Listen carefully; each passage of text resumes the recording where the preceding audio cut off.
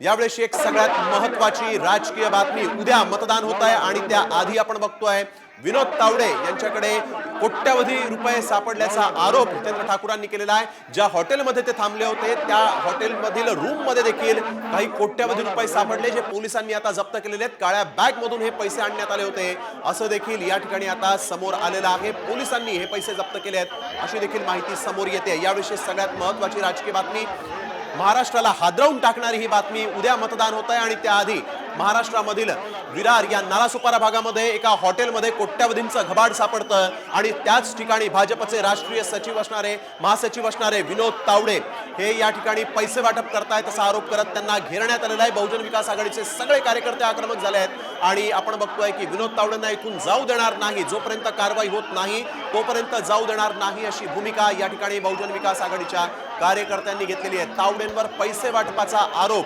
बहुजन विकास आघाडीने केलेला आहे। आपल्याला सगळ्याला माहिती आहे, गेल्या काही दिवसांपासून निवडणूक अधिकाऱ्यांचं एक पथक मोठमोठ्या नेत्यांच्या बॅग तपासतंय। उद्धव ठाकरेंपासून शरद पवार, अजित पवार, देवेंद्र फडणवीस, एकनाथ शिंदे यांच्या बॅग तपासण्याचे व्हिडिओ समोर आले होते आणि विनोद तावडेंची देखील काही दिवसांपूर्वी बॅग तपासली होती, हेलिकॉप्टर तपासणी केली होती। परंतु आज कोट्यवधी रुपयांचं घबाड या ठिकाणी सापडलेलं आहे विरारमधल्या विमानता हॉटेलमध्ये। सगळ्यात राडा सध्या सुरू आहे बहुजन विकास आघाडी आणि भाजपचा आणि आपण बघतोय की विनोद तावडेंकडे पैसे सापडल्याचा आरोप बहुजन विकास आघाडीने केलेला आहे। संजय राऊतांनी भाजपचा खेळ खल्लास असं म्हणत प्रतिक्रिया दिलेली आहे, तर आता महाविकास आघाडीच्या नेत्यांनी देखील प्रतिक्रिया द्यायला सुरुवात केलेली आहे। कोट्यवधी रुपये इथं सापडले आणि हे दृश्य आपण बघतोय की या ठिकाणी पैशांची बंडल देखील पोलिसांनी हस्तगत केलेली आहेत आणि पोलिसांनी आता ही रक्कम आपल्या ताब्यात घेतली आहे।